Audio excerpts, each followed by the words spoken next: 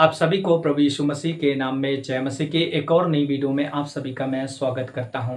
मेरे भाई और बहन, क्या आप लोग जानते हैं कि परमेश्वर किन लोगों पर और किस प्रकार अपने भेदों को प्रकट करता है, अपने रहस्यों को बताता है। यदि आप इन बातों को नहीं जानते हैं, नहीं समझते हैं, तो इस वीडियो को बिल्कुल स्किप ना करें, वीडियो के अंत तक जरूर बने रहें।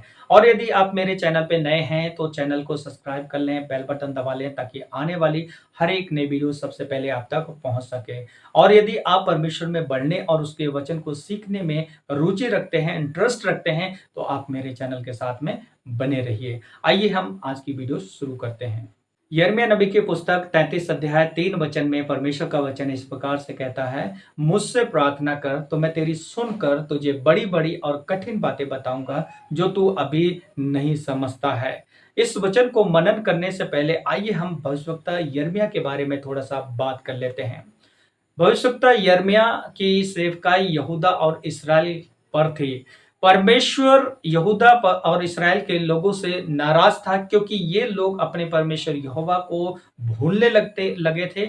उनमें व्यभिचार आ गया था, उनमें अनैतिकता आ गई थी, उसमें बहुत सारी मूर्ति पूजा जैसी बातें आ गई थी। यिर्मयाह भविष्यवक्ता रोने वाले भविष्यवक्ता के नाम से भी जाना जाता है। आप जानते हैं बाइबल में विलाप गीत है। इस विलाप गीत को यिर्मयाह भविष्यवक्ता ने ही लिखा है और आप उस किताब को पढ़ेंगे तो समझ पाएंगे यिर्मयाह के दर्द को, उसके अंदरूनी पेन को। तो यही यिर्मयाह भविष्यवक्ता ने भविष्यवाणी की थी कि यहूदा बेबीलोन की गुलामी में जाएगा और इसराइल के लोग असीरियन लोगों के द्वारा पराजित होंगे और उनकी गुलामी में जाएंगे। तो ये तो थोड़ा सा डिटेल यिर्मयाह भविष्यवक्ता की सेवकाई और उसके जीवन के बारे में हमने किया। तो आइए हम इस मेन पर्टिकुलर वचन पर ध्यान करते हैं। परमेश्वर ने यिर्मयाह से ऐसी स्थिति में कहा कि मुझसे प्रार्थना कर, मैं तेरी सुनकर तुझे बड़ी बड़ी कठिन बातें बताऊंगा जो तू अभी नहीं समझता है। परमेश्वर यिर्मयाह से क्या कह रहा है कि तू प्रार्थना कर जिससे मैं तेरी प्रार्थना सुनूं और तुझे अपने भेदों को, अपने रहस्यों को, जो कठिन है, जो बड़ी बड़ी बातें हैं, मैं तुझे बताऊं। परमेश्वर अपने रहस्यों को, अपने भेदों को उन्हीं लोगों पर प्रकट करता है जो लोग प्रार्थना करने वाले लोग हैं, जो लोग परमेश्वर के साथ प्रार्थना में समय बिताते हैं। परमेश्वर उन्हीं को अपने भेदों को, अपने रहस्यों को प्रकट करते हैं। आप लोगों को बाइबल से दो और उदाहरण बताऊंगा जिससे कि आप लोग और अच्छी रीति से समझ जाएं।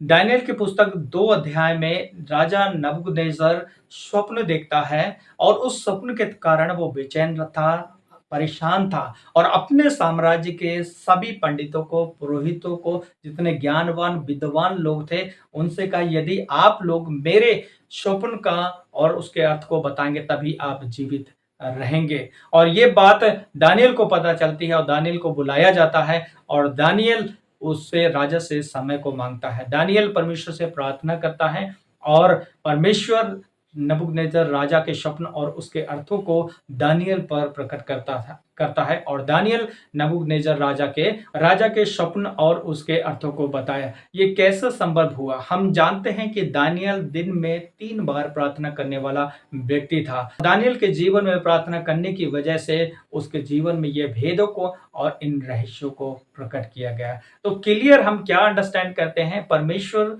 उन्हीं लोगों पर अपने भेदों को, अपने रहस्यों को प्रकट करता है जो लोग उससे प्रार्थना करते हैं। सदरक, मेशक, अबेदनगो, ये 3 लोग थे। 3 में से केवल दानियेल के जीवन में उन सपनों का और सपनों के अर्थ को बताया गया। एक और उदाहरण मैं आप लोगों को बताना चाहता हूं। उत्पत्ति की पुस्तक 40 अध्याय और 41 अध्याय में हम पढ़ते हैं। 40 अध्याय में हम पढ़ते हैं यूसुफ के बारे में। राजा के 2 हाकिम थे, पिलानेहारा और पकानेहारा। इन दोनों ने राजा के विरोध में अपराध किया जिसके कारण से ये दोनों हाकिम जेल में डाले गए और यूसुफ तो ऑलरेडी जेल में था। और जब ये दोनों हाकिम निराश दिखे, हताश दिखे, तो यूसुफ ने पूछा क्या कारण है कि तुम लोग निराश हो, हताश हो, परेशान? क्योंकि इन्होंने रात में स्वप्न देखा था और उस स्वप्न के कारण वो परेशान थे। और तब यूसुफ ने उनसे पूछा तुम्हारा स्वप्न क्या है, और यूसुफ ने उनके सपनों का अर्थ बताया। उसके बाद में राजा का बर्थडे था। उस बर्थडे पर पिलानेहारा और पकानेहारा राजा के दोनों हाकिम रिलीज कर दिए गए, छोड़ दिए गए। और यूसुफ ने उनसे कहा कि जब तुम राजा के महल में जाओ तो मेरी सुधि लेना।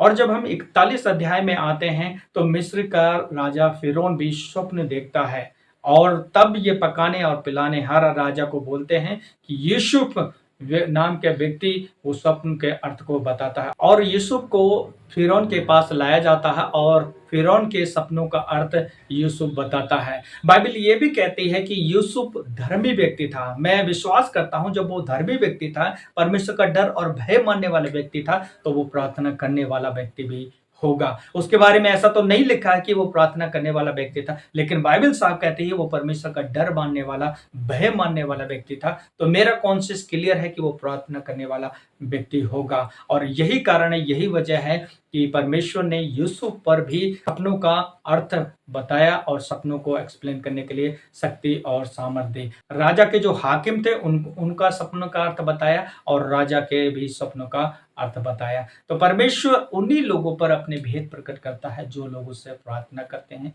जो अपना समय प्रार्थना के लिए निकालते हैं। यदि आप चाहते हैं कि परमेश्वर अपने भेदों को आपके जीवन में प्रकट करे, आपको बताए, आपको समझाए, तो आपको प्रार्थना के लिए बैठना पड़ेगा। परमेश्वर के वचन के साथ में बैठना पड़ेगा ताकि परमेश्वर अपने भेदों को, अपने रहस्यों को प्रकट करे। परमेश्वर इस वचन के द्वारा आप सभी को बहुत ऐसे आशीष दे। आइए हम मिलकर प्रार्थना करेंगे। हमारे स्वर्ग के परमेश्वर पिता, हम आपके चरणों में आते हैं क्योंकि तू महान है, जीवित है, सच्चा है, अनुग्रहकारी परमेश्वर है। एक बार फिर से हम तेरी उपस्थिति में आते हैं प्रभु और हम आपसे प्रार्थना करते हैं। हम सब लोग प्रभु प्रार्थना करने वाले लोग बने प्रभु, ज्यादा से ज्यादा तेरे साथ समय बिताने वाले लोग बने, जिससे कि प्रभु हम आपकी बड़ी बड़ी बातों को जान सकें, जिससे कि आप हमारी प्रार्थनाओं को सुनकर अपने भेदों को हम पर जाहिर कर सकें। परमेश्वर पिता, आप हमारी सहायता और मदद कर।